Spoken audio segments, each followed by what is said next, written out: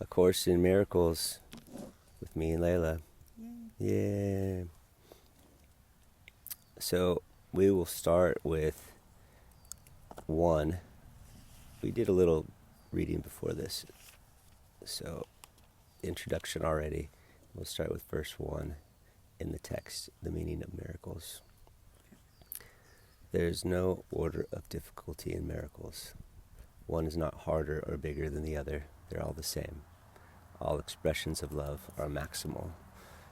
And just to briefly remember what we talked about last time, the idea of one thing being harder than another thing is the same idea that one thing is better than another thing. And if that thing were in my life and this thing were out of my life, then I would be happy. It's another one of those things of my judgment I put on it.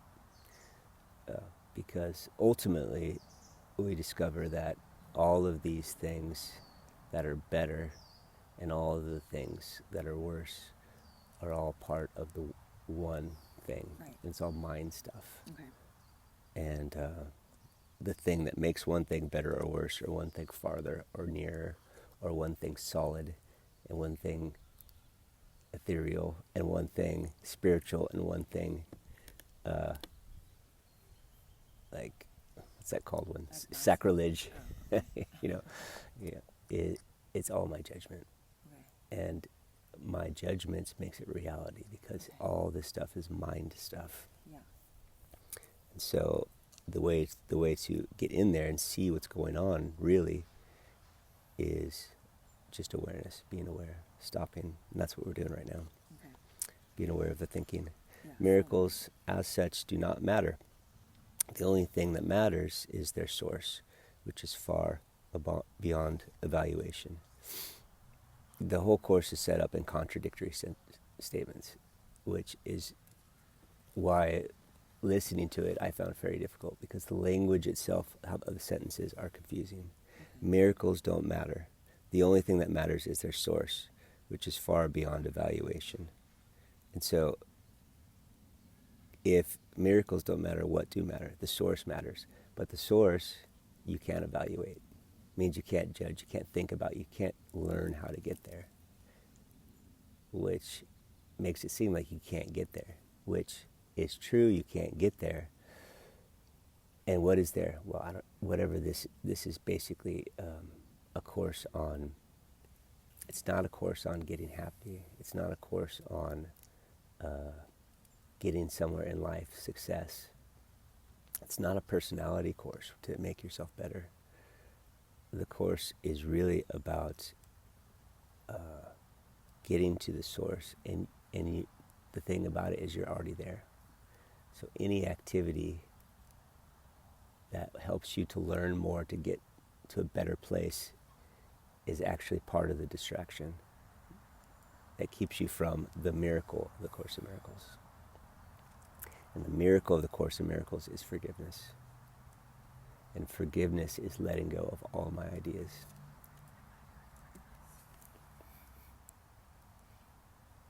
Miracles 3. Miracles occur naturally as expressions of love. The real miracle is the love that inspires them. In this sense, everything that comes from love is a miracle. So miracles occur naturally as expressions of love. So the important thing to remember is love is not a thing to learn. In fact, love is not something the Course offers. Remember, in the introduction, it says, the Course does not aim at teaching the meaning of love, for that is beyond what can be taught. So, okay, great, you can't teach love. Well, it's because we're already love and we're trying to unlearn the other. That's right. So if we already are that which we seek, which is the general theme, then what's going on? You can't teach what you are. The thing that you are is not a concept. The thing that you are is actually reality. But what we're the game we're playing while we think we're in a body, we're trying to achieve concepts. But concepts aren't items to achieve, but that's how we live our life. And the items that we're achieving are all of our judgments. But the thing about it is, fame, power, Yeah. happiness, all the all the normal stuff people go after. Knowledge. Not being smartest, being the holiest, being the most humble. Yeah. I mean, That's the thing. everything. For sure. I wanted to be the best prayer. And I didn't realize at the time I wanted people to, let me know I was a great prayer because I wanted to be Yeah. loved and accepted and cherished and all those things. And then I was in that world. That was, oh man, I just hope I can get there. Then it was a thing far away. So the aim is, however, at removing the blocks to the awareness of love's presence, which is your natural inheritance. That's in the introduction. The opposite of love is fear, but what is all-encompassing can have no opposite. This is actually life itself is love and fear. Love and fear, love and fear. That's always the only choice. Everything that is love, and you feel it as love. You resonate. You're like, oh, that feels good. Oh, it's so wonderful. I watched The Voice or America's Got Talent or whatever, and I just, I cry the whole time. And Carolyn was always making fun of me because I'm crying the whole time. Are you Well, being serious? yeah. So does Jerry. And so why do I cry? Well, it's the beauty of this authentic thing that is authentically this person, and they're authentically giving this gift, and everyone is opening their heart and being like, yes, we love you, and they're giving themselves fully, and they're being received fully. And it's beautiful, that is love, and that love was always there. Such an emotional book. It's wonderful. That love is always there. It's always there. I can have that emotional, loving experience and want to kiss that person on the screen. I've never met them. And because I feel like authentically close to them because of that act of authentically giving themselves. Could it be possible to authentically give my heart to anybody, a stranger, or authentically give my heart to my enemy, the one that gives me the most trouble right now, and they become my best friend? Well, yeah, we've had those stories. I've told those stories. That actually happens. What keeps me from doing that? Well, the other side is fear. Fear, another place in the Course it says there's only love and a call for love. So love and fear. So it says here the opposite of love is fear, but what is all-encompassing can have no opposite. And so there really is no opposite of love. Love is all-encompassing. It's as if all that is made of God stuff. And the ability to curse God and to not believe God and to have a place of no God is also made of God stuff. And so if the place of no God is made of God stuff, is it no God? Is there no God there? If hell is made of God stuff, is it really hell the way that we think of? If that's true, I believe that's true, then it is not. It can certainly be an experience of hell. You can certainly have an experience of enemies. Sure. You can certainly have an experience of the world against you and people against you and things against you. And man, this is just my rut. This just always happens to me. And then it always happens to you, at least the experience, right? But the opposite of love is fear. So this fear vibration attracts more of that, not to punish us, but as the Course lays out, to continually give us the opportunity to let it go, to forgive. And when it comes to me continually because of love, what is the lesson? Well, the lesson is always the same thing. It is always to forgive. What is to forgive? Forgive is just to let go of my judgments about it, that it's bad and it needs to change for me to be better and happy and peaceful. That's the only lesson. And so in that way, that's why there's only love and the call for love. And so the situations and the people that drive me the craziest, make me the saddest, make me the angriest, most fearful, those are the situations and people that are the call for love. And the call is a call from me to me, ultimately. But it might sound like a call from you to me. And that's why later in the Course it talks about the only way to salvation is through your brother. I love it. To save your brother is to save yourself. And that's not like the fundamental religious way of thinking of, I need to save you and have you change so that so that you can be like me. It's more like we are already there. Yeah. And my open, loving heart to you. Can I be there for you? My open, loving heart to you, Yeah. to forgive you. Got it. It changes me, and so you change, because I never see you. I only see my judgments. The world changes when I change. Because the world we see is only concepts. We never see the real world, or we tend not to see the real world. All right. That was 4. Yeah. All miracles of your life we will We're be. going to do a few of these today, maybe? The lessons in the workbook are meant as a mind tool. So Yeah. it's a subtle progression. You want to talk about that today? Yeah. Well, We'll stop on 3 and we'll do lessons. well, we don't have to. But I'm saying the reading the lessons on your own is why the lessons work. You could teach through the lessons, or I could teach through the lessons, but teaching through the text would be the same. And the point of the workbook is you do it on your own. Okay, fine.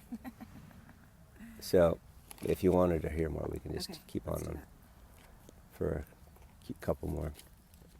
So I think we're on verse 4. Okay. All miracles. Oh, do you have any questions about what we, No, or comments? thank you. You're welcome. 4 in the text. All miracles mean life, and God is the giver of life. His voice will direct you very specifically. You will be told all you need to know. I always think of this as just the unique curriculum that each of us get, and how unique and subtle this is what we were talking about earlier. The frustrations and disappointments of life don't go away. In fact, as long as you're alive, you're going to have them. But what happens is they don't hold you as long. You have a chance to see quicker that, oh, my suffering comes from just my concepts, my judgments that I haven't forgiven. If I forgive it faster, things get easier faster. And I can give it up. And then something else that I've noticed is that life is like swimming upstream. The very existence that we're in is a world of separation. To exist the way we exist, or at least have the experience of this existence, we have to be separate. That's how it all works. Sure. You're that body, I'm this body. And even if I have a concept of you're a different body, or that maybe I'm not the body, well, you're that personality and I'm this personality. And I can lose something. I can lose it if you take it and run away. That idea is the source of suffering. Right. That can be possible. Okay. But that's how commerce works, is that there is a limited resource that becomes valuable because it's scarce. Right. The whole idea that we run our commerce and way of life is based on scarcity, and scarcity is the one crazy idea that makes separation. Well, separation makes scarcity possible, and the whole idea of suffering comes from separation and scarcity. And that is the crazy idea that the Course actually talks about, that I can be separate, that I can be unique, that I can be special and have a unique experience. Which, it's not bad. Nowhere in the Course does it talk about these being bad. I mean, that's why we're here, to learn. Well, we're here, who knows why we're here, but if you want to be free, and you don't like your experience anymore, the way out is through. Right? The way out is going in. The way out is not going out and finding the thing out there. This is not the search for the Holy Grail, at least not in a cave. It might be in the cave of the heart, but not outside. 5. Miracles are habits and should be involuntary. They should not be under conscious control. Consciously selected miracles can be misjudged. The habit of the miracle is the flexibility of receiving everything as perfect.